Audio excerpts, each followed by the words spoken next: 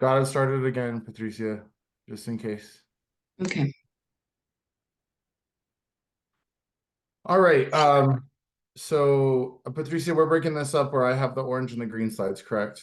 Okay, so this is still me, guys. So welcome everybody.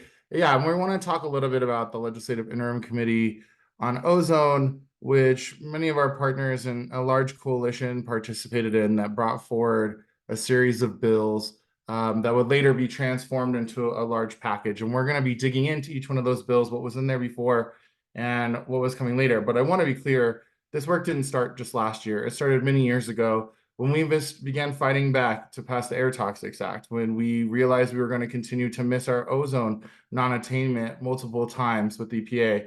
We've taken actions through regulatory process of the Air Quality Control Commission, and we have sought legislation consistently over the years, with last year a compromise being brokered that sent this work to the interim committee. And through that interim committee, we were to be studying what we could do about air quality, investigating the factors that contribute, analyzing strategies to address them, and developing policy and technical and financial solutions to improve our air quality.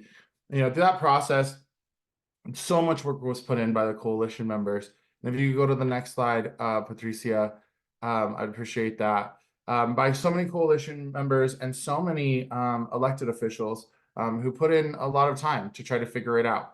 The interim committee met monthly between August and December. Some of those meetings were very contentious. We saw some community members from the environmental justice lens whom were belittled by senators in particular from the dais, really questioning what the lived experience of individuals were. And our coalition members were present there to provide public comment. Many of our partners in local governments and government agencies made presentations. You can access all of this online. If you're interested in going back to learn more about it, you can see that these are the committee members whom sat through that process. It was a bipartisan task force, or interim committee, excuse me. If you go forward to the next slide. We want to just start by thanking everybody who worked so hard on this coalition that we couldn't have done it without. And in particular, the co-chairs. We had multiple co-chairs throughout the process. We actually have Megan, who's on here today. Megan, if you want to, I know we didn't set you up for this, but if you want to share anything, we just want to share from GreenLatinos Colorado perspective that we appreciate so much of the work that you did. John from Conservation Colorado, before that, Lorena with Conservation Colorado, really working to convene this coalition that, we believed had some strong principles around environmental justice, in particular, ability for vetoes for environmental justice partners like GreenLatinos and Women from the Mountain. So Megan, if you want to jump in, feel free. And if not, I'll just take a pause and then we'll move forward.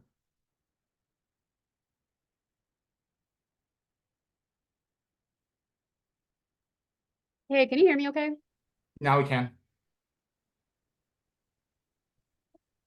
Yeah, my internet's not great and my dog's playing with the squeaky toy, but thank you. I can just say really quickly that I work closely with Conservation Colorado to set up the steering committee and in a really egalitarian structure with representation that we saw fitting and in this space. So grateful for the diversity of voices and perspectives that comprise the steering committee, and yeah, thank you all for your hard work. Well, thanks again, Megan. And so in addition to the steering committee, there were also subcommittees on communications and policy and organizing and full coalition calls that were taking place on Fridays.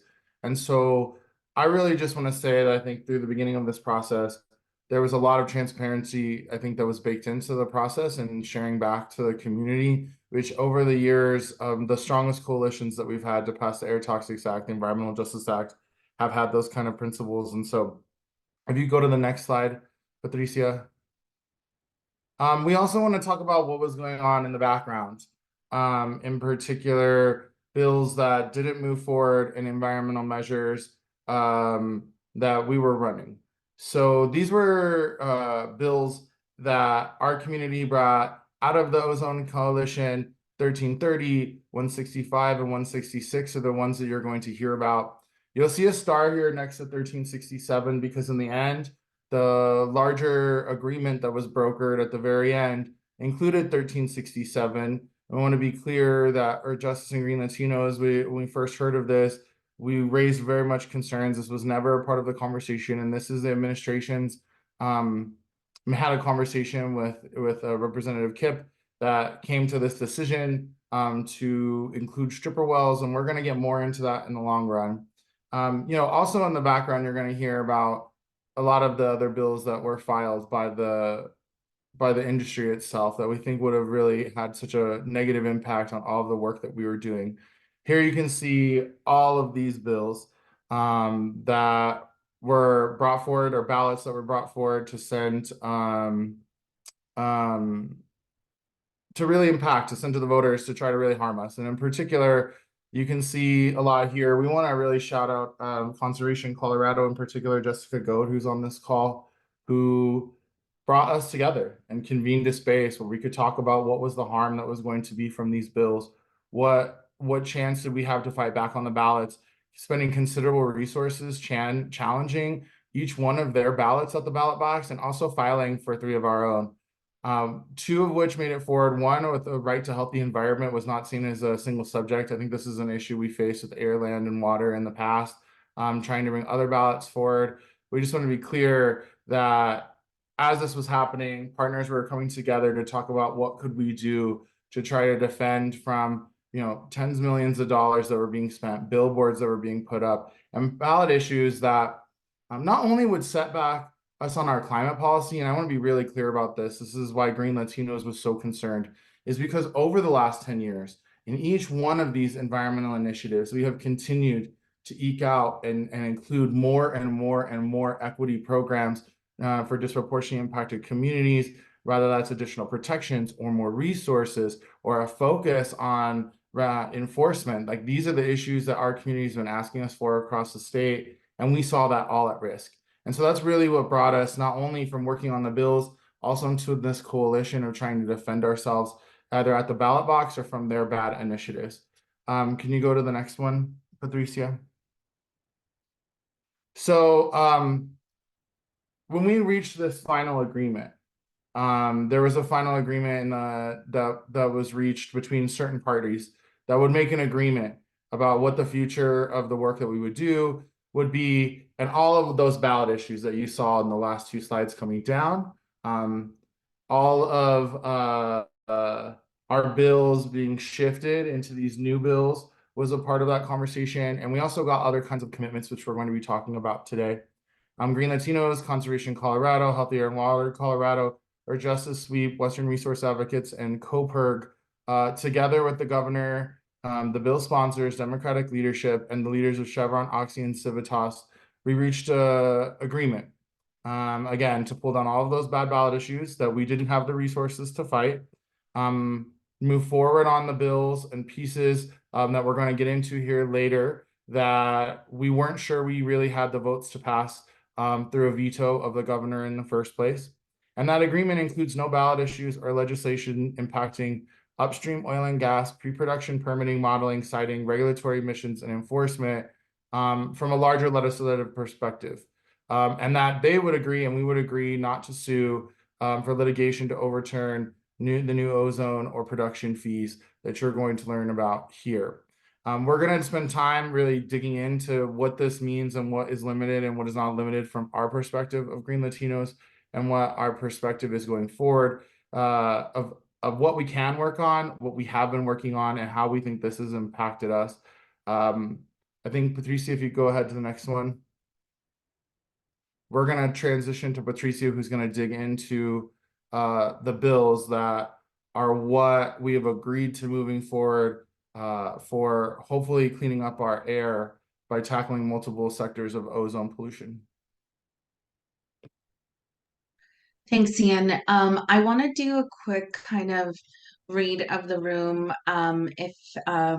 So basically what I have done for the next, for both slides, or excuse me, for both bills that ends up being over 60 pieces of legislation, I literally went through and was able to summarize in a couple of sentences different sections, well, every section of the bills. And so it's like a complete outline of the bill. We can go through it section by section, or I can go through what I feel are the highlights. I'd like to do whatever y'all feel comfortable with.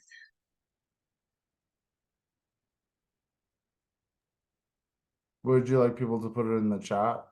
Yeah, if you can put it on the chat.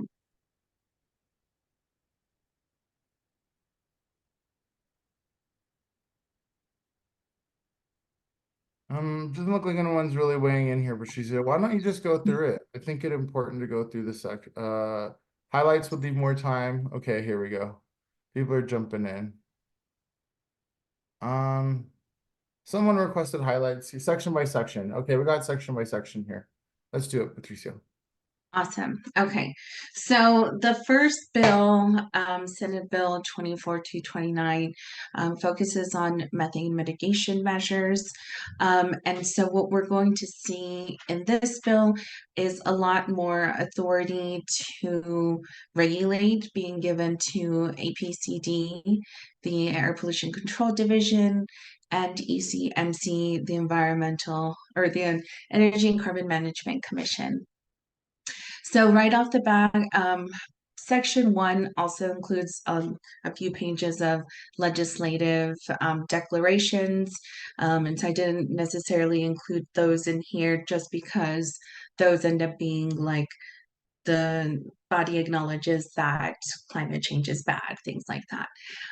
But in Section 1 of the ozone measurements, we have APCD, directive for APCD to lower modeling threshold for NOx emissions within DICs, within the non-attainment area.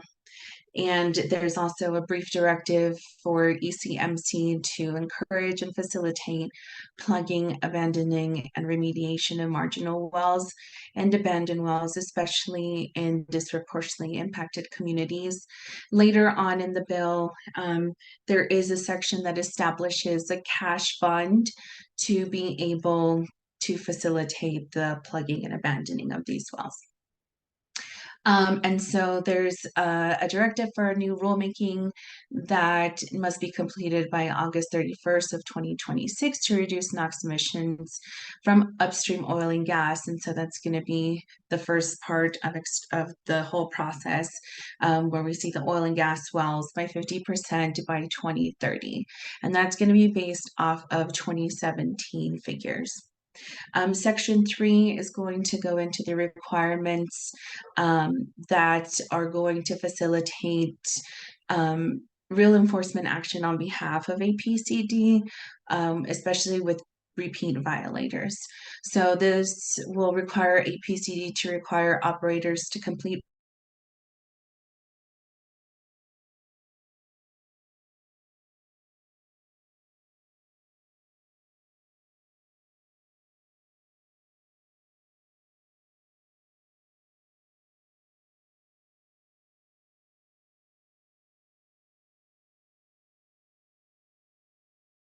authority to APCD to encourage these operators to,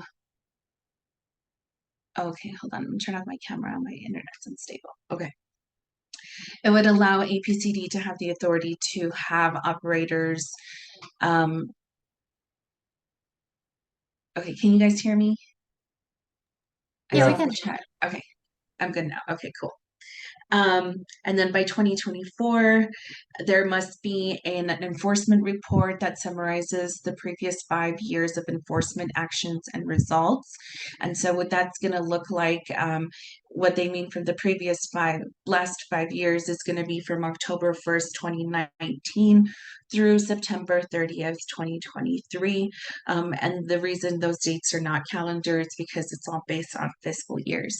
And so in addition to the report, they're going to have to also include an explanation with decisions where they chose not to impose penalty on violators.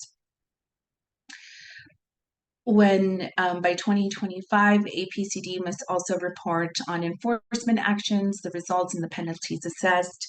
This is also going to include an enforcement actions in disproportionately impacted communities in the non-attainment area. And so these three parts of section 3 are going to talk about this report that's going to help us with the transparency.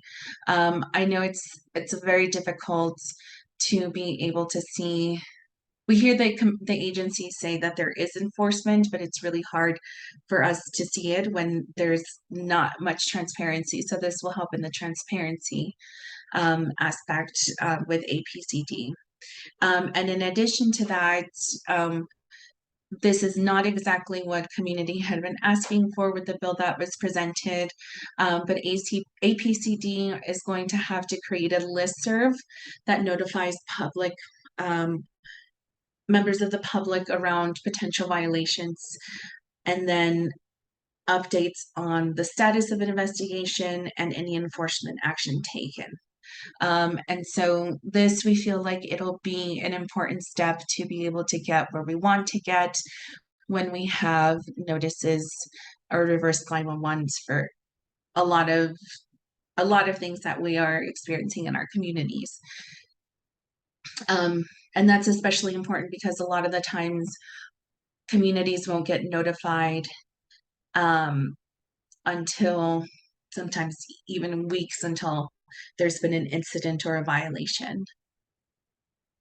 And we're really hoping that we're able to help put this listserv to good use and later on expand it to ECMC, and who knows, this is just the beginning. Section 4 also ensures that APCD can now seek legal action to stop ongoing violations, to mitigate excess emissions, to require additional permits for unpermitted violations due to these violations or faulty repairs. Right now, APCD does not. I'm not sure if this is how I understood that APCD can't require them to submit permitting or modeling for any leakage. So this will help APCD have more jurisdiction in that area. Sorry, my dog. And then, again, they can seek legal action to reduce potential recurring violation. Section 5 goes on to increase the maximum penalty for air pollution emissions notices violations from $500 to $1,000 per day. And then it also gives APCD more decision-making power, in where it clearly states that APCD can use a violator's compliance history, the compliance history if it's affiliates, subsidiaries, and parent companies. And there's also a section that talks about the lack of good faith to comply with any enforcement actions required. If they've had a prior history of the same violations, and whether the violation occurred within or impacted DIC communities, and the severity of the violation. And so it clearly gives them the authority to have all of these factors be considered when assessing penalties to APCD. Do we have any questions so far? Okay, I don't see any hands. I'm going to keep going. Okay, and then also in section 5 of 229, we see that the definition of a violator is also going to include the operator, the affiliate companies, subsidiary, and parent companies. Oh, there's a typo, yeah, sorry. And so this also clarifies that penalties can be sought directly from the operators if there's a failure to comply with the final order of APCD or AQCC, which is the Air Quality Control Commission, Nonfeasance can no longer be used to reduce or waive penalties. And I think that one's big because they can't just say, oh, we just can't do it. They can't just fix it. This is going to give APCD to say, no, you're going to fix it. And so at this point, one of the only options for them to be able to claim, like, I'm getting ahead of myself. Further on, it goes to explain more about the burdens that are being put onto the operator. And so we'll come back to this part.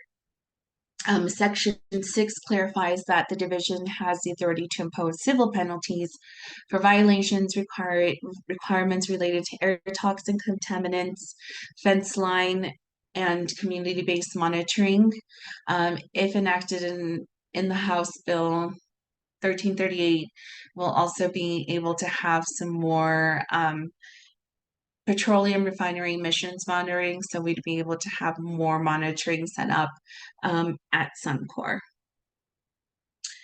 And then, so Section 7 requires that the division, it gives the division authority to consider more stringent methods for new sources of NOx in disproportionately impacted communities, within areas designated as a non-attainment zone by the EPA. It incorporates the state definition of DIC into statutes applicable to ECMC. And then kind of where we're also getting into, now we're shifting gears from air quality to the oil and gas, or the ECMC, Energy and Carbon Management Commission. So this is one that is pretty huge for us. So this bill requires that we have at least 2 community liaisons at the ECMC, and their role would be to advocate for communities it says in a non-legal manner, but we're trying to see in what ways we're able to make sure that the community liaison has influence in the decision-making process, because they're supposed to be the community voice. But they will also be tasked with sharing relevant information around third-party resources, any other news from the commission. And then they're also tasked with working to improve relationships with communities, and will also organize more listening sessions within DIC communities. And so what we're hoping to, what we see this turning out to be would be ideally 1 person on the eastern slope, 1 person on the western slope. And I think that's really important because although, you know, there's fracking on both sides of the state, their issues are definitely more, this is more, the issues are completely different compared when you're comparing the eastern and western slope. And so it also changes, Section 10 changes the directive at the ECMC to avoid, minimize, and mitigate adverse impacts to DICs. And then it also requires operators to obtain a license and any necessary permits from ECMC prior to conducting oil and gas operations in the state. And so what that's going to look like is that oil and gas companies will be required to have a license to conduct business in the state. And then that is important to know for later in the bill as well. And so it also gives ECMC authority to ensure compliance with AQCC rules, including for NOx emissions reduction goals. This will also require ECMC to adopt rules this year that require enhanced technologies that would avoid, minimize, and mitigate emissions of ozone precursors from oil and gas in the non-attainment area. This is where it comes where we come back to that operating license a little bit. So Section 11 of the bill increases the burden to operators to sue if there's an enforcement order. So currently operators only have to show irreparable harm, but the new standard will also require them showing a likelihood of succeeding on the merits that they present and will weigh the potential harm to the operator against the potential harm to impacts on health and environment. So this occurs when ECMC imposes an enforcement order, which we'll talk about in the next couple of actually in section 12. ECMC would be able to revoke the business license if it feels that there is an immediate harm or there are repeat violations from operators. So section 12 just states that ECMC would be able to revoke that license to conduct business altogether across their operations, and also to revoke certain permits.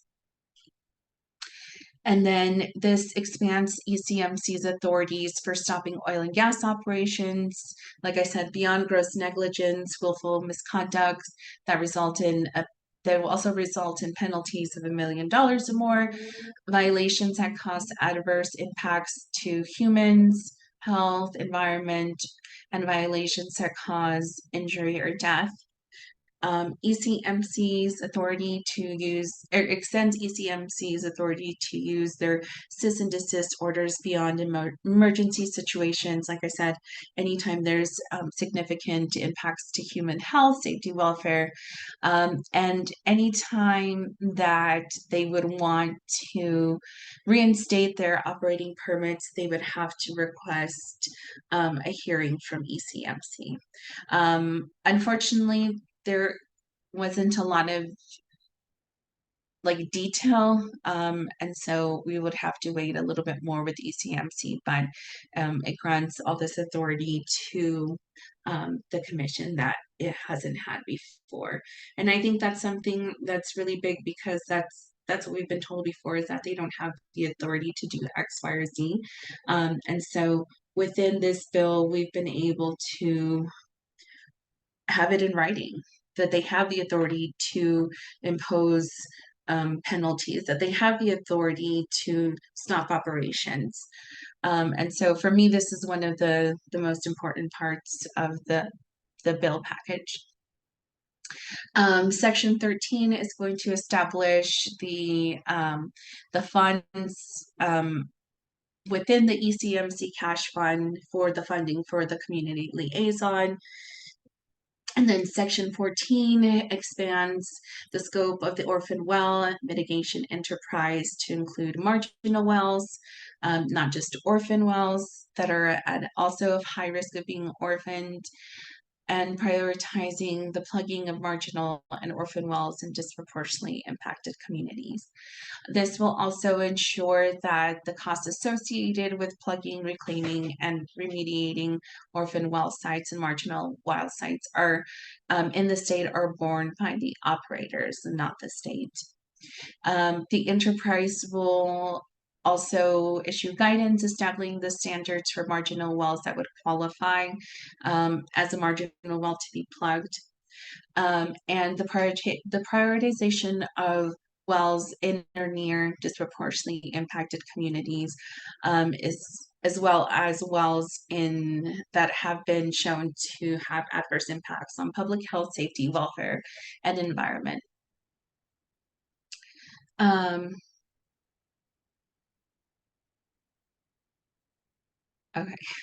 Okay, so that was the first bill around ozone mitigation.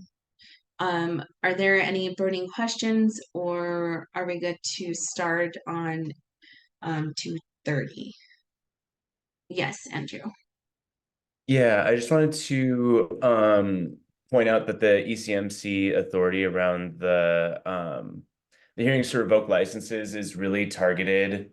For those of you that were listening into the hearing itself, our former Congressman Ed Perlmutter made a fool of himself trying to make this point, but this part of the bill is really designed to correct a lot of the errors in statute that have let KP Kaufman specifically continue polluting despite being found in continuous and rampant environmental rule violations. Right now, KP Kaufman is able to continue operating despite being found in violation because they have basically got a temporary restraining order or an injunction against the enforcement of the rules until after a hearing. And this changes the standards for ECMC to shut down their operations while an appeal is happening. And so it's really designed to stop pollution that we know is happening from bad actors while the state go through all of the administrative appeal processes. And so it's a tool that should directly reduce emissions in places where we know they're happening, as terrible operators are being held accountable through the legal process. I'm sorry if that was slightly confusing way of describing it. It's a complicated process, but really it's designed to make sure that known violators aren't continuing to operate while in violation, just because they're appealing a ruling through the courts.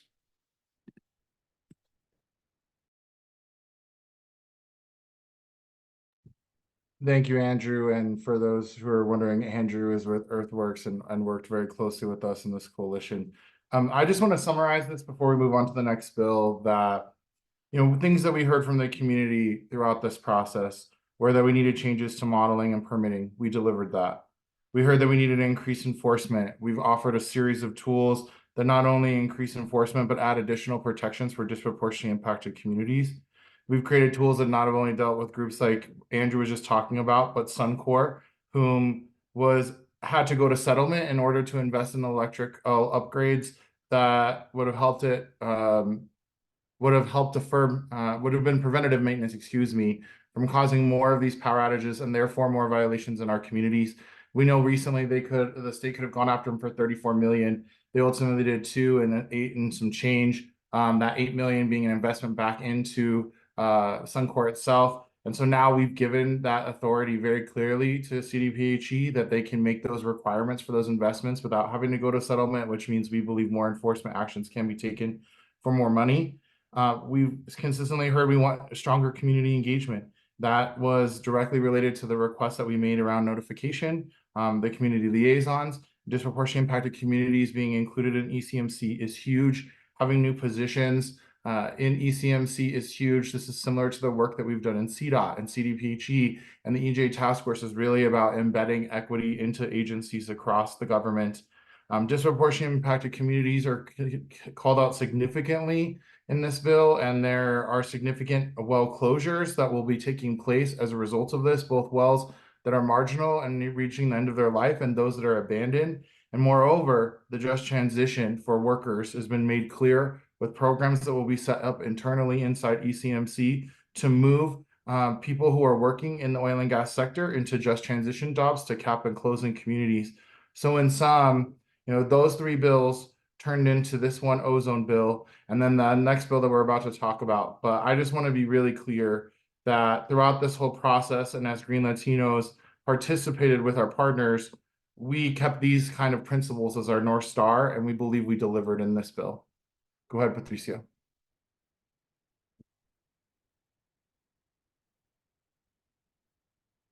Megan has her hand up. Oh, sorry, real quickly. Thanks, Ian. I think it's important to emphasize that, while these bills aren't, or while these 2 bills aren't everything we set out to do, the reason it took so long to get to this is because the groups that were part of these conversations worked really, really, really hard to put DICs and meaningful ozone emissions reductions at the forefront.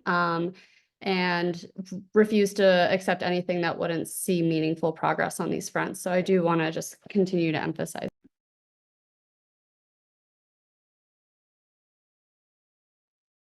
Thanks, Megan. Anybody else have any questions? Okay. And I also just want to let y'all know I do have a more detailed summary of these bills if y'all are interested.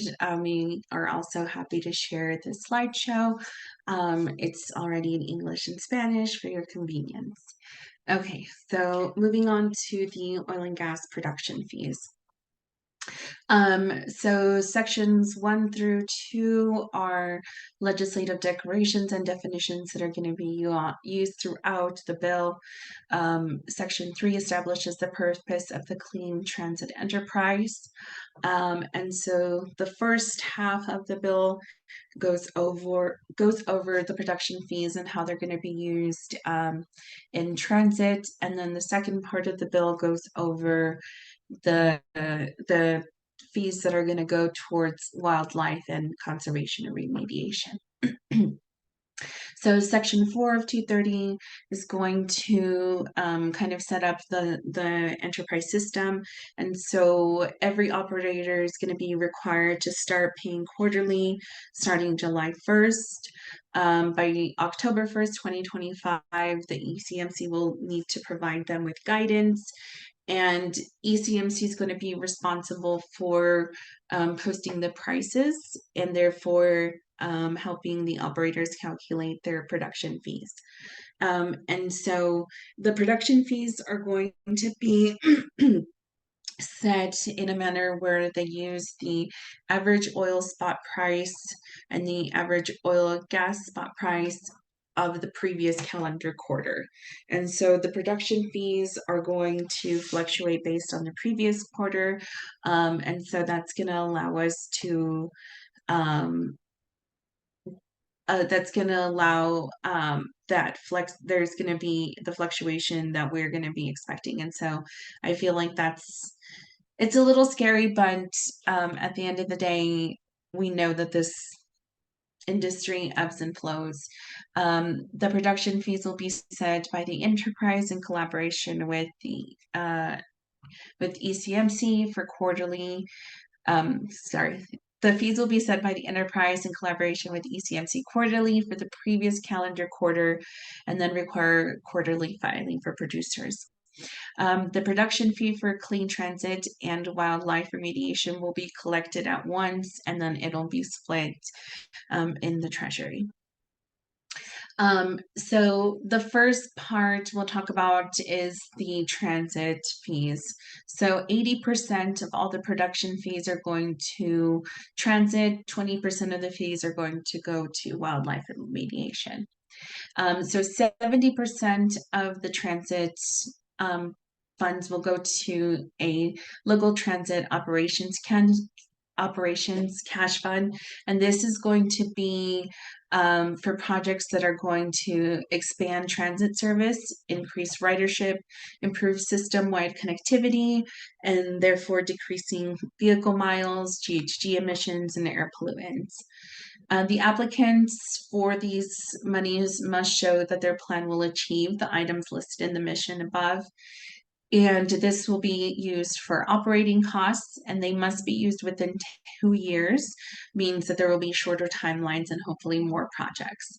The grant program requires regular fiscal and programmatic updates to be made available to the general public. 10% of the production fees for transit will go to the local transit grant program. This again will also have the goals of increasing ridership and also increase service accessibility, especially in transit reliant communities, again with the goals of decreasing vehicle miles traveled, GHG emissions, and air pollution. Eligible entities for these grant fundings can be used for operating and capital expenses for projects that improve accessibility and connectivity between transit service stations and access to transit for pedestrians and bicyclists. We're hoping that we're able to make sure that we think of accessibility for everyone when we are working on the cash fund for the local transit. 20% of those production fees is going to go to the rail funding program. The rail cash fund will fund, hopefully increase regional passenger rail projects, and the projects that will be funded are going to be able to demonstrate expected high ridership and a reduction of miles traveled. Sorry, I went too far. And so they will also be required to use low to zero emission technologies, and they'll prioritize projects that already have matching funding, whether that's from federal, regional, or local governments. By March 1st of 2030, the enterprise will have to complete an analysis of the production fees collected, any revenues generated, and how those production fees were used. And then, oh, sorry, I went the wrong way. Section 5 is going to talk about the cost efficiency of the transit services. We'll prioritize the North Line rail line to all the way to Longmont and the North Lines of transportation, the expansion plan. And I think those are the ones that Ian listed here in the chat. On or before July 1st, 2025, the district will report how the district will fulfill. So this is another body. I can't remember the whole name. I'm so sorry, y'all. But the rail district will compile a report on how the district will achieve the fulfillment of the district's commitment to the transportation expansion plan, and how they plan to have that completed by December 31st, 2034. The district shall present the report to the Transportation Legislation Committee on or before December 31st, 2025. Sorry, my mouth's super dry. Oh, did someone have a question? Okay. So when we talk about the 20% production fees that will be allocated for remediation, I wanted to know, what does that mean? So what the remediation requirements will look like: creating a new state park with a focus on benefits for wildlife and biodiversity, slowing the loss of biodiversity, improving wildlife connectivity and migration corridors, acquiring and leasing lands and waters for protection of wildlife and habitats, restorations of lands, and I looked that up, and that means grasslands, forests, watershed, shrubland, riparian, I don't know what that is, and any aquatic systems. This also looks like native species conservation, and this will also allow some funding for the continued research and monitoring of threats to Colorado wildlife and biodiversity from climate change and oil and gas operations. Thank you. Thank you, Kate. Section 6. So no later than October 1st, 2025, the commission shall calculate and post the production fee schedules. The commission in this case is ECMC. By March 1st, 2025, the divisions shall complete an analysis of the production fees, just like the transit fees, production fees collected for transit, of the revenue generated and the use of the production fees. For remediation, the Climate Resilient Wildlife and Land Trust Fund is created. All of the operators have to be registered for this program on or before July 1st, 2025. If they fail to register by that date, they would be committing a petty offense against the state. And so that can be punishable with, I think it's like a fee of like $1,000 or something. In the expanded version of this, it has the code that goes along with that penalty. The returns that the operators file must include the volume of oil and gas produced in the state, or excuse me, sorry. Their returns must include the volume of the oil and gas production for the previous calendar quarter, and they will also have to submit their return and the remittance at the same time, and those are due the last day of the second month following the previous quarter. They can get an extension for good cause, but if the operator fails to comply and doesn't submit their returns, the division is able to make an estimation of their fees due, and then operators are going to be required to keep accurate and complete records.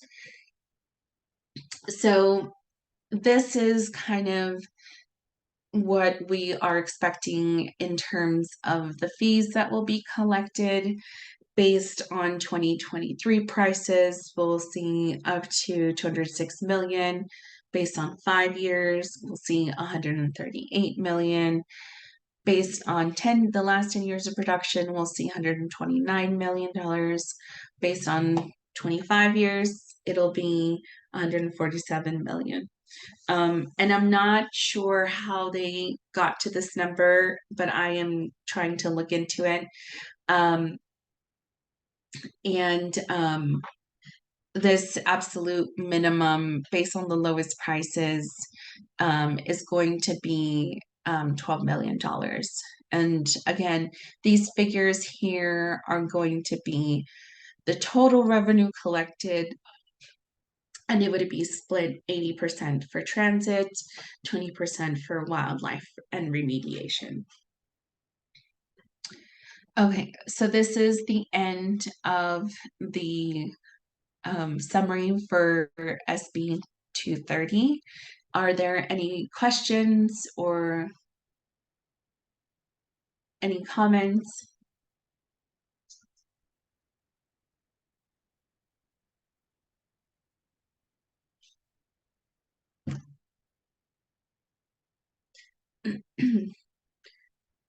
Okay, so I think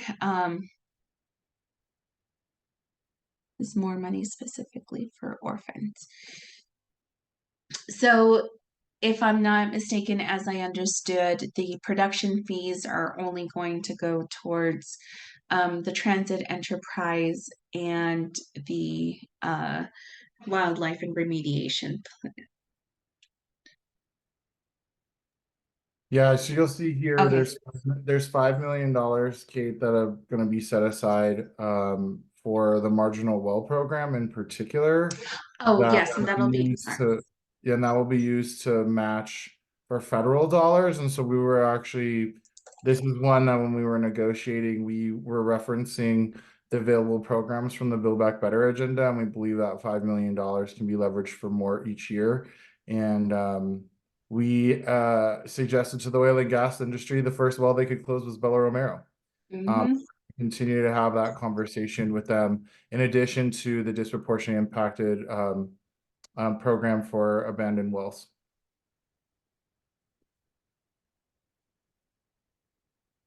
And then I sent you a chat real quick, Patricia, as well. All right, so for me,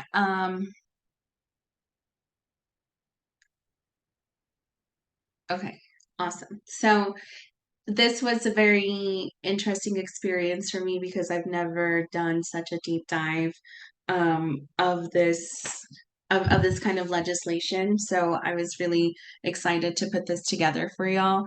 And I also, in the spirit of transparency was another reason that we've done this. I am a part of a lot of different groups, and so for me, it was really important that if we were going to be at the bargaining table, that we were going to get as much as we could for our communities. Ian, our director here, was definitely part of those conversations, and we talked about, we made a list of all the things that we could possibly get, and he manifested it, and we got 20 out of 22 things that we wanted to ask and that we wanted to bring back. And I remember when Ian was telling me about it, and he was just going through the first part of what the administration had agreed to, I remember telling him, like, this is a lot, like, this doesn't feel real. And so I'm really, really grateful for everybody that's been working on this. For me, I live in Weld County. I was born and raised in Greeley. I live in oil and gas country. Um, I've experienced a lot of intimidation and harassment over the years, but that's only fueled my fire to continue this work. We have Paul here on the call, Paul Coleman, and we were the legal representatives for the ballot initiative to end fracking in Colorado by 2030. And so for me personally, it was a really, really tough call to make. But, at the end of the day, we were really put into, between a rock and a hard spot by the administration. And so I think all things considering, we were able to get a lot of the things that we've been asking for, especially when it comes to the enforcement action, because I've been documenting, sorry, y'all. I've been documenting for almost 7 years, different oil and gas emissions at my son's school. And now I'm being told that I'm just looking for trouble. But I have to remind the agencies that these are the things that I'm seeing when I'm just trying to take my son to school. So, I think that now, in addition to having the tools that prove the harm, we've been able to equip the agencies with the ability to do something, because they can't say that it's not their directive to do this. So we're hoping that we're able to make a lot of changes very quickly for a lot of communities like mine that have been impacted for a really long time.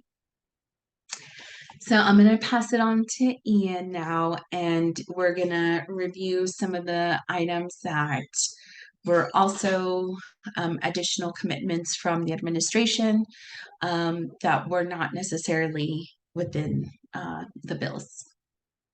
Yeah, thank you, Patricia. I appreciate that. And I also want to just thank you for the work that you do every day, working on the oil and gas sector, pull and a just transition.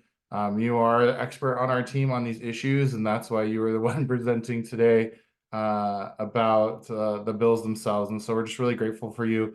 I also want to thank Mike Foote, who's on this call, and Fuffy Mendez, who served as GreenLatinos lobbyists, our first kind of paid lobby firm that we hired.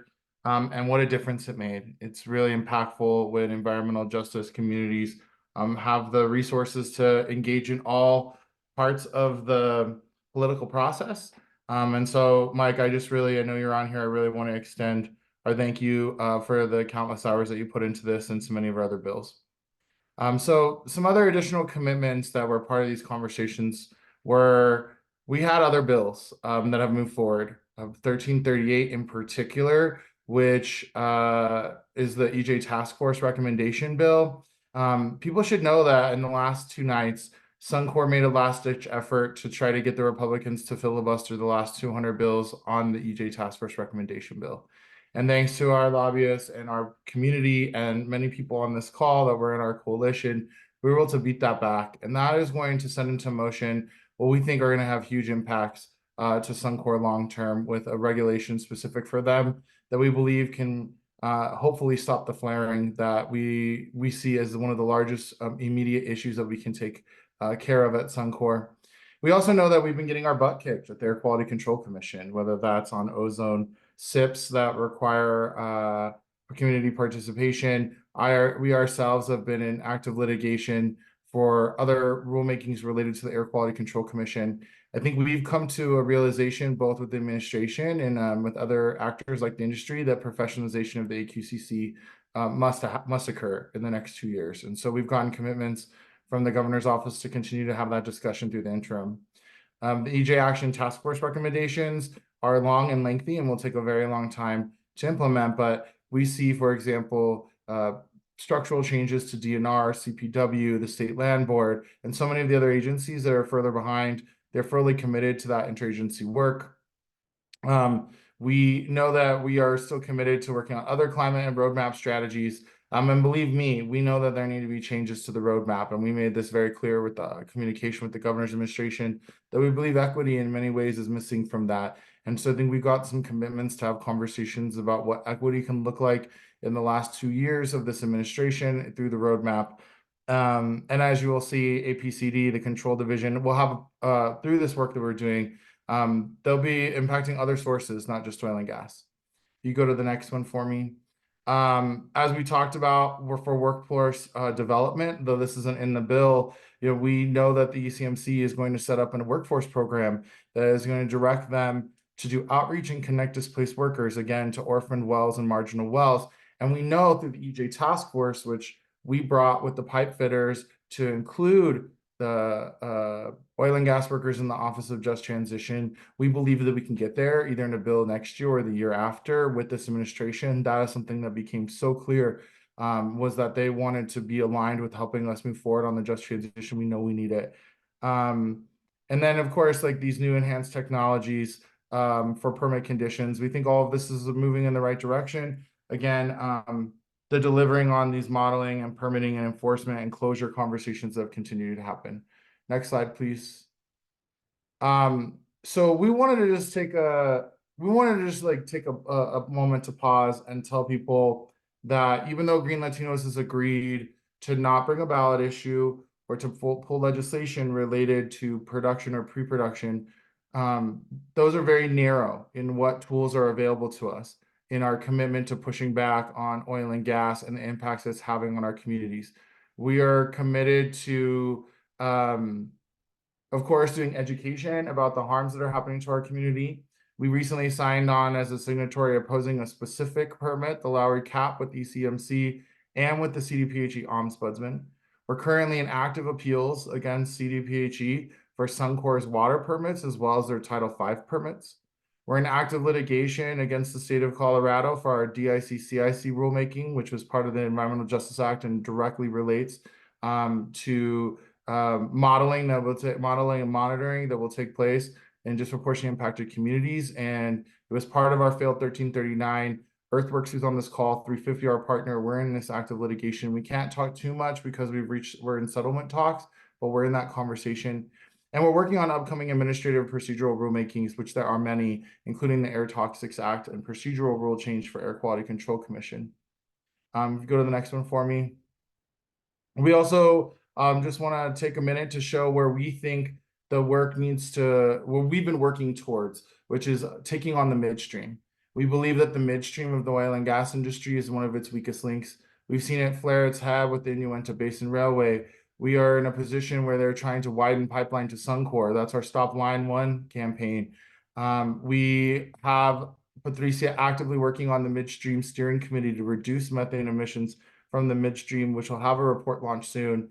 We see at the national level, the Federal Pipeline Administration is also moving towards this. And we want to be clear that both protecting our communities from carbon capture and sequestration and hydrogen, and making sure if these projects move forward, how they can be the most protective community, and if they're not cited or in the wrong place, or this isn't the right solution for our community, that they realize that they have the tools to fight back on that.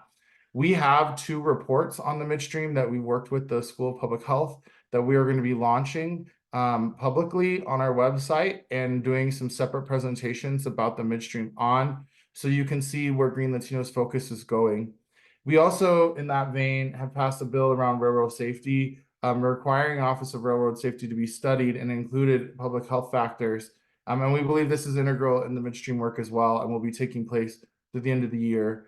We will have another legislative debrief on this on a host of transportation bills that move forward both for trains and buses all across the state of Colorado, which we believe will also have huge impacts for the most low-income individuals who need to access public transportation, but also our communities often are bearing the brunts, Latino communities in particular, from air pollution from highway emissions, and we want to make sure we're doing everything we can to reduce those.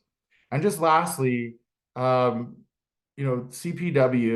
the Colorado Parks and Wildlife, and this money that's coming from the fund, we are seeking active commitments from the state of Colorado that they will invest more money. We would love to see at least $10 million a year moving into the Outdoor Equity Fund, which funds our community's ability to go outside, to enjoy nature, to become stewards of nature. We also know that CPW in their 3-year strategic plan has made tribal programming internally for their staff and the relationship a top priority. We want to give them the resources to go further with that and ensure that the EJ Task Force Just Transition is included in addition to equity in the roadmap, which we discussed. I think that might be is that the last slide, Patricia? Yeah, it's the last slide. It's our last slide. So I guess we really want to take questions about what people think, but we want to be clear. We think that this really has only narrowed our ability to work on one part of the regulatory scheme to have an impact. We want to continue to educate our community and fight the oil and gas system at the midstream and at production at Suncor and individual permits. And we remain committed to that work. We wanted to share that transparently with the community of where we see our focus shifting. When I hired Patricia 2 years ago, I saw this gap in the midstream, and I told Patricia we were going to make her into a national midstream expert, and she is testifying at the Federal Pipeline Administration. We couldn't be more lucky to have somebody who's done the work to learn about how to tackle this. And I believe that same energy that she's taking to banning oil and gas in the future, which we all, I think, are committed to, into this work fighting back on the midstream. So I think there will, again, we want to say thank you to our partners, but we really want to just answer questions about what people think. And if you have feelings that you want to get out there, because we understand that this was moving fast. We did our best to be transparent. We understand that it has consequences, but we weighed the issues internally at GreenLatinos for what the impact and our mission is, and we believe this was the right choice. Go ahead, Paul. Thanks, Ian. I really appreciate your hard work, and Patricia, I love Patricia. She does such wonderful work in so many ways. And everybody else who worked on this. But you knew that was coming. I'm dedicated to ending oil and gas. And I see this as tying my hands. That, we're going to take a 3-year vacation from that. I'm just wondering your thoughts about how we move forward towards ending these oil and gas permits, which every permit is a permission to pollute. So I want to keep moving forward. I'm going to keep moving forward on this mission to end oil and gas. I'm just wondering your thoughts of how this fits into that.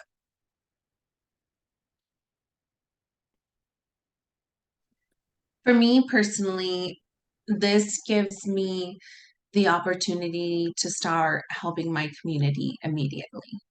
We've never been able to have the option to stop operators from operating.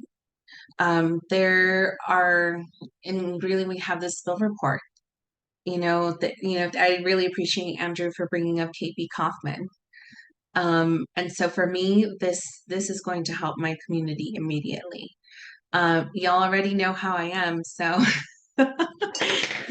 I know that, Ian and I, the first thing we talked about is the first wells we're going to close are the ones at Bella.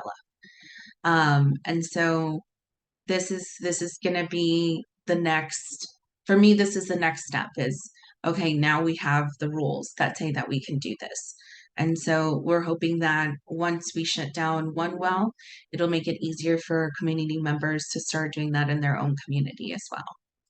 And I feel like these protections are necessary, especially the ones that expand the provisions to operations beyond oil and gas, because we already have these emerging technologies being built all over the state, whether that's direct air capture, CCS, geothermal.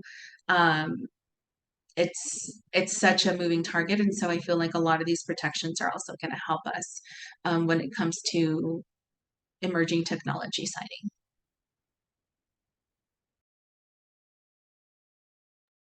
I'm happy to answer too, and then I can pass to you, Andrew, if you're trying to answer that question. Okay, I want to say a couple things. I think that I would agree with Patricia about the gains that we've had for enforcement and notifications. We think that those have been incredibly responsive to what we've heard from the community, both with the bills that they've been running themselves, in partnership with us, but as well as what we've heard in the outcries from Suncor, and giving more tools to be able to hold that bad actor accountable is huge. In addition to all of these wells who hide under umbrella corporations that are harming community, I think the commitments to just transition in particular are going to help us in our fight for the closing of all wells and the permitting of all wells. We know that labor and the relationship with labor and just transition is our biggest hurdle. We saw it play out for us on 1339, where lobbyists representing certain labor unions were able to get AFL-CIO to move in a way that would avoid direct reductions at industrial sites that would help workers. So I think the commitment to workers and education around enforcement are those powerful tools. I will be clear, we didn't have the resources to defeat these ballot issues that were put in our face. We unfortunately didn't raise the money as a community to run Safe and Healthy Colorado, which we supported. And so when put in a position of losing 10 years of gain, we believe we've created a win for a community that sets us on a path to educate communities and still ban oil and gas in the future. That is not something that we're not committed to. And again, we believe that the next pivotal place to rein in emissions and to choke off oil and gas is through the midstream, and we hope you join us in that commitment to that work.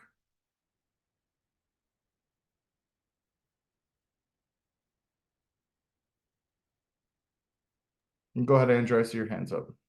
Cool. Yeah. And so I'll just say strongly agree on all of that. Particularly Patricia, what you were mentioning about the like immediate benefits about going after bad actors. But I think from my perspective, the reason that I was able to sort of like swallow this deal, as I don't know, it's even weird to call it a deal because it's not like anybody signed anything and there's no like contracts tying anybody's hands to anything. Like, so it's all like what it boils down to basically is a recognition that Polis is who he is and he's not going to change. And I sat in a lot of meetings with the bill sponsors, and the thought of beating our heads against this dead end that is Polis year after year is wildly unappealing to everybody that was involved in the process. I think finding sponsors to run more bills that Polis is going to do the same thing on was going to be extremely challenging through the duration of the remainder of Polis's term as our governor. And a head-on approach to either restrict new oil and gas permits or, take away existing permits under Polis was not ever going to see the floor. Like the bill, the phase out bill died in a committee and Democrats killed it. And this bill didn't get to the floor. The votes that it got were largely the result of our steadfast efforts to get votes to keep pressure on the Polis administration to keep them like negotiating with us in relatively good faith here. Like the Polis administration, like people are mad about this deal, and like I'm not thrilled about it either. Like the impediment is Polis, and like that's where we need to do work. And I don't think we saw it on the slides, but one thing that none of us agreed to was to not tell people that in public. Like their accountability against Polis is on the table. Finding a new governor for Colorado that actually gives a shit about meaningful action to tackle the climate crisis is still on the table. And that's all, like, in addition to the work that Ian referenced in the midstream and all the rulemaking work that we're going to have to slog through, like that's, I think, where the fight's got to go. And it helps me feel a little bit better about myself if we recognize this deal as simply a codification of the fact that Polis sucks and what, like, we didn't have a pathway on a direct, shut down the industry legislative approach while he's our governor. And I like, it sucks to say it that bluntly, and people may disagree on my like assessment of the political situation, but like that's that's how I got to where I am. And if we can also get those horrible ballot initiatives to go away during the duration, like that trade wins in my book, even though, you know, I have my own problems with SB 230, and I don't think 229 goes, you know, as far as I would like it to go on any of the issues, but like, it just sort of is what it is. Yeah, I just want to build off of what Andrew is saying as a member of the steering committee, and just recognizing that these are really incredibly hard decisions to make, and to continue to, you know, have to go back to the table time after time and know that, you know, we're not getting everything we want, but we're not walking away if we don't see something that's going to meaningfully reduce emissions and give relief to communities in the near term, then we would walk away. However, the political context is something I think a lot of folks need to be a little more dialed into, is, you know, the difficulty of the Polis administration and the realities of vetoing any bill, as well as how incredibly detrimental it would be to have those ballot measures remain on the ballot. The way they were written was not accurate, would not have turned out well. There was already a petition gathering happening by industry, and we would have seen several, if not many of them, pass. So that was one of the biggest considerations in all of this, to be completely frank with everyone, is that would have not only stymied future progress that we were able to make in this space, regardless of whether or not we reached an agreement, but also would have had retroactive impacts on bills that we have worked collectively really hard to pass in the last several years to see real climate progress in our state. So it cannot be understated, like, how much of a role those ballot initiatives and finding some kind of way to get them off of the ballot, really how important all of that was in this conversation.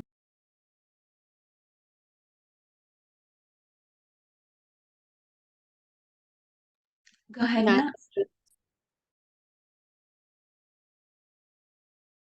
Hi, can you hear me? Yes. Okay, thank you. As you've probably seen, I'm Nat Mulo, and tonight I'm speaking on behalf of partners that I work with, several people with 350 Colorado and also the Colorado Coalition for a Livable Climate.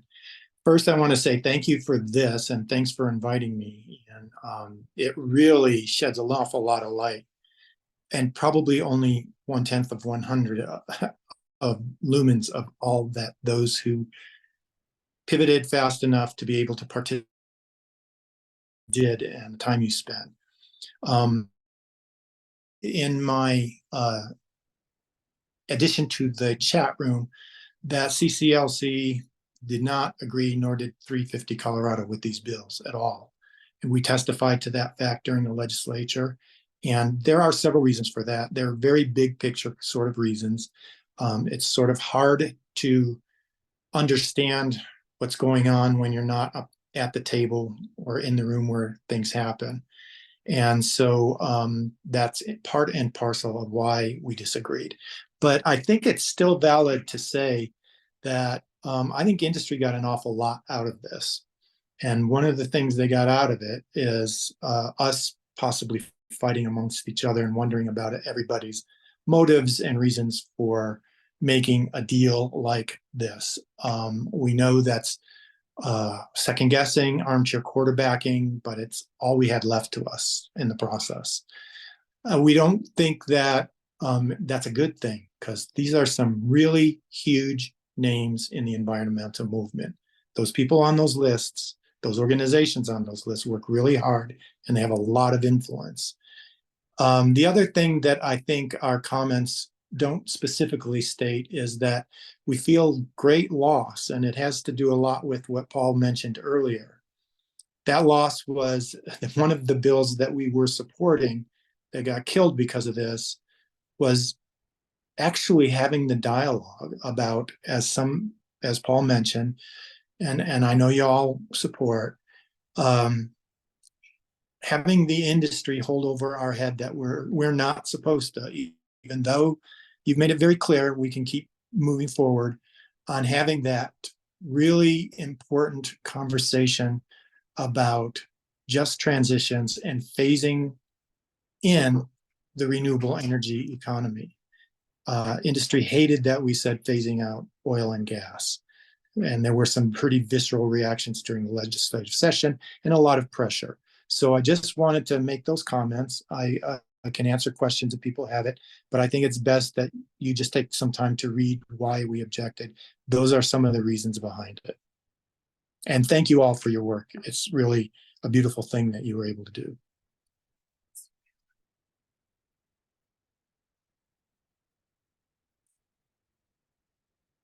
Go ahead, Kate. Thanks. I want to echo Nat's thing. Thanks to GreenLatinos for holding this. There would have been more guardians here. We didn't really have a lot of notice, so we would really love to have another one of these deeper conversation.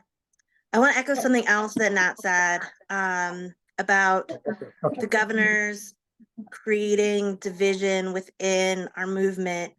I do think that was a feature, not a bug, of this process to divide us and to sort of make us fight each other. And I think that that would be really destructive if we let that happen. So I don't think that anybody who signed onto the deal had any bad faith. I think that the governor's very canny in these things. And, you know, I think it's why, honestly, he put oil and gas money towards conservation and transit, is because he knew that would make it harder for environmental groups to then, you know, disagree with each other. We have conservation groups who say we need that money from oil and gas for our conservation programs that we care about. You know, we need it for our transit. And so now you have, you've really fractured the power. So, you know, my number one goal in coming here and is really to sort of build us back up, because I do feel like there's a just maybe a little bit of I do sense some hard feelings. Maybe not, I don't know, maybe I'm overstating, maybe it's bruised, I don't know, I don't but I think that the governor did that on purpose. So I'm not gonna you know, blame anyone here. You know, one other thing I just like to chime in to say, in addition to that, I love you guys, you're awesome, and let's work more closely together, is that you know, I do think that Governor Polis needs to face some consequences for what he did here, because I think that he did this very deliberately. And I don't think that this was like a great outcome for the environmental. I agree with the assessment that we did get a lot out of it, but you know, on the whole, I think we gave up an awful lot also, and it's really unfortunate. But for Jared Polis, you know, I was talking to somebody who was from out of state, and he's like, "Oh, Jared Polis, he's such a great environmental guy, right? Don't you think so? Don't you think he's like so great for the environment?" And I was like, no, nobody in the environmental community, to my knowledge, in Colorado thinks that Jared Polis is an awesome, but he has really built a public reputation for himself as an environmental guy. Now, when Hickenlooper left Colorado, and he had a reputation as a guy who had drunk the fracking fluid, right? He had very famously gone to bat for the oil and gas industry. Jared Polis has not been worse for the oil and gas industry. He just talks about it in public as if, you know, he's in the media, in the national media, in whatever press he's getting, he talks, you know, a great game about the environment. And then, but the oil industry knows he's not going to sell them out. One of the things about getting bills vetoed is that it does force the governor to go on record to say that he is against, you know, and the more common sense it is, you know, I agree, like getting him to, you know, veto a phase out would not be, you know, he could spin that, but when he starts vetoing more moderate things, anyway, I'm sort of going on and on now, but you guys see the point that, you know, we know that he's going to run for I've heard vice president, right? And who knows, like if he wants, you know, a president's, you know, a Senate seat, he can't, you know, get away with this kind of stuff. Anyway, I'll stop. We just need to, we need to keep talking. We need to keep working together. We need to keep brainstorming. Tell me if I'm way off base. I can take dissent. I can take disagreement, but I think it's important that when we do like have disagreements that we talk about it to each other directly. And so, yeah, so that's all I have to say. Thank you, everybody. I'm gonna go back off camera. I have a horrible sunburn. Ugh. I just want to say we're not trying to fight with anybody. Okay, we love y'all too. And I think, you know, there have been several times, at least with my 2 years with GreenLatinos, where we haven't always agreed with our partners. And I definitely agree with Kate, you know, if there's a problem, we have to talk about it. So I would definitely love to set up another call. We can do that maybe in like a couple weeks. I know people are traveling for the holiday and graduations. Would love to set another one up. If y'all have any feedback or anything else that you guys would have liked us to cover, or if you guys think of another question afterwards, like I said, I can send around the PowerPoint, as well as we can send out the recording of this call as well. Before we jump, I do see Rachel left a comment here about no teeth on enforcement. I want to know if you want to talk about that, Rachel, because from our perspective, the enforcement system had no teeth previously, and we've created tools that we think can actually have a real impact in the immediate.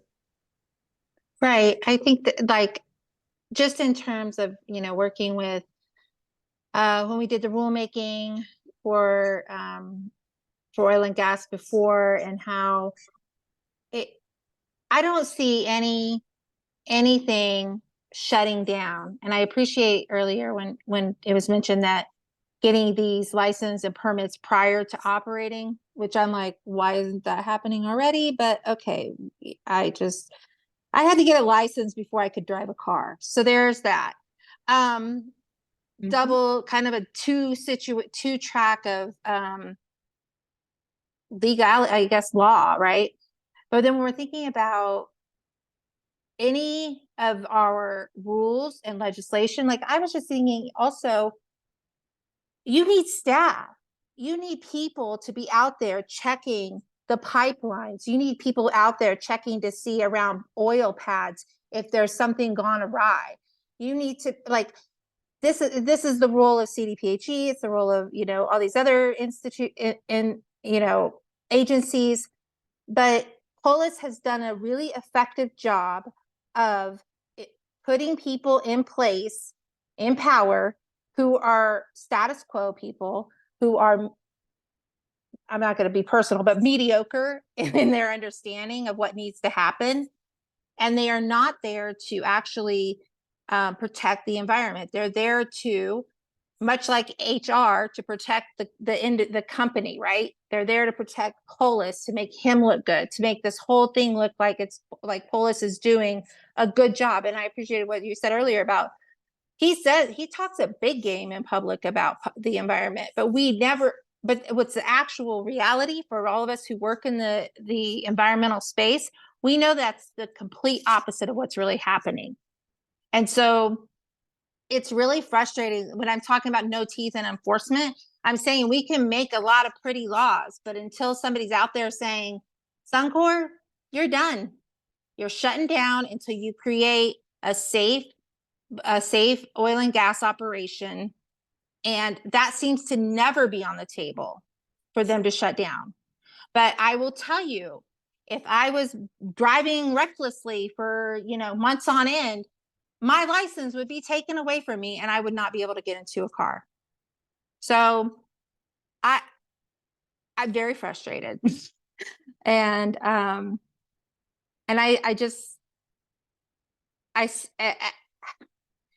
also see people just sort of like some of the legislators, some other folks just sort of going, well, that's this legislative session, and kind of like letting it sort of the inertia of nothing happening take over. And I don't want that. I want action. I want now. I think we keep saying that all over and over. Thanks for letting me do a therapy session, but yeah, that's it. Well, that's what I we're here could- for. That's what we're here for, Rachel. And we, I just want to be clear, we're not, Green Latinos has had some community members reach out to us, ask questions, and we were already committed to doing this, right? Like now I've had hard conversations with you, talked with Lucy Molina, but on the whole, I just want to be clear, we are not feeling split or divided. We have had our partners, Green Latinos called 350 and we set up our meeting and we went to them and we talked to them. We talked to Safe and Healthy, right? Like we've consistently been ready to take the calls, to answer the questions, to tell people why. And I don't think we feel split. So I just want to be clear, like that, I don't think that narrative is out there on our end. I think that we have just agreed that that pathway is closed while Polis is in power. That is just something that we have to acknowledge, and we are moving to another space where we can take our wins while implementing the rest that we won. Yeah, I will acknowledge, Ian, that you guys are fighting the good fight, and you're having wins, and that's good. But to go back to the enforcement part, the CDPHE and the Department of Natural Resources have a real poor track record of enforcing laws. So it's going to take all of us to stay on them to make sure they actually implement this in a good way. And I know from 350 point of view, we have Heidi Leafwood, who does an incredible job of following all these agency rulemakings and that sort of thing. So we're definitely with you there. So thank you.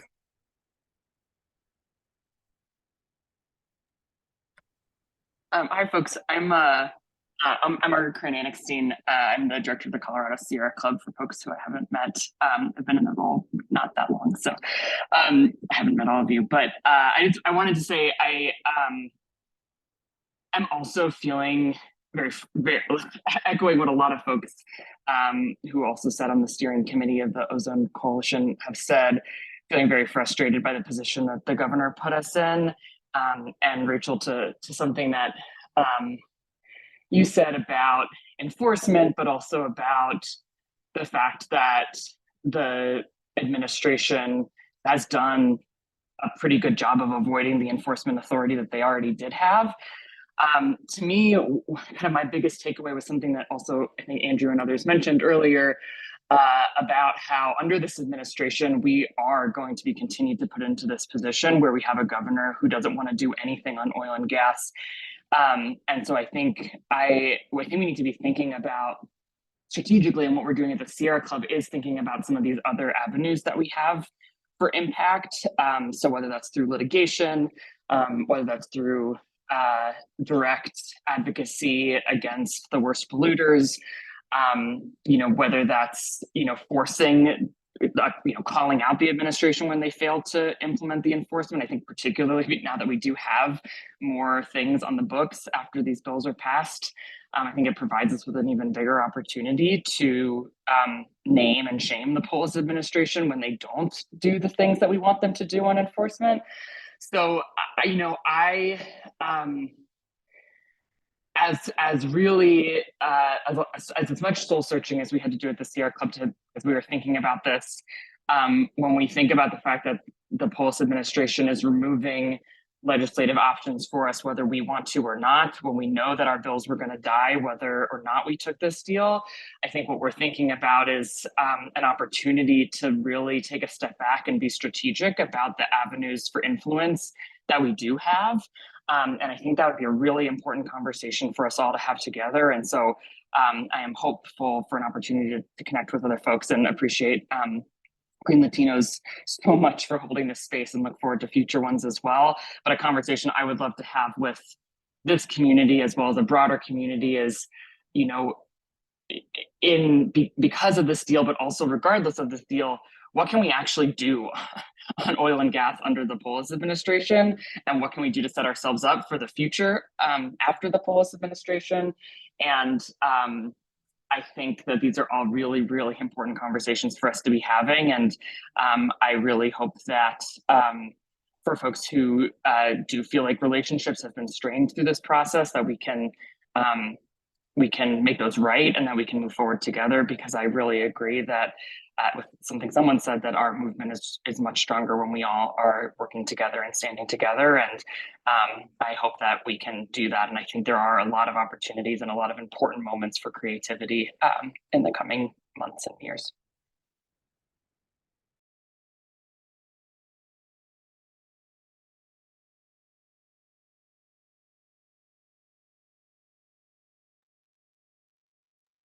And just in response, Kate, you know, this space was meant to be a place for all of the steering committee members to be able to join when they could. To be clear, we had meant to do this Thursday, but we were being responsive to the Save Aurora Reservoir community who had asked us to move it off of that day to allow all organizations and folks to be able to participate in that, which Green Latinos did, fighting back against the Lowry Ranch camp. So just want to be clear, that's why we ended up having to move it. And yeah, it was last minute in the sense that it was the end of the set. We like to give 30 days notice. That's our best practice. But with the end of session and knowing that this conversation was long overdue, we would have done it actually the week right when session ended.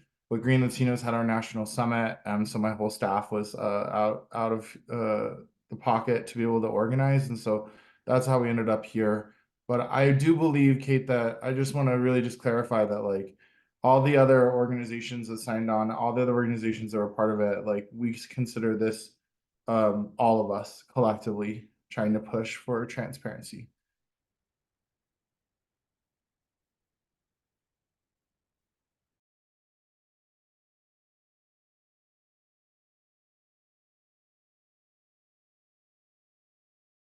Cool. Well, we will take this down.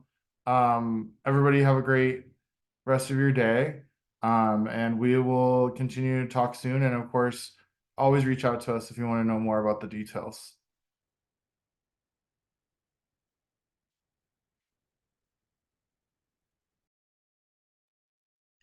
Thanks, Young. All right. Thanks, Ian. Thanks, Patricia.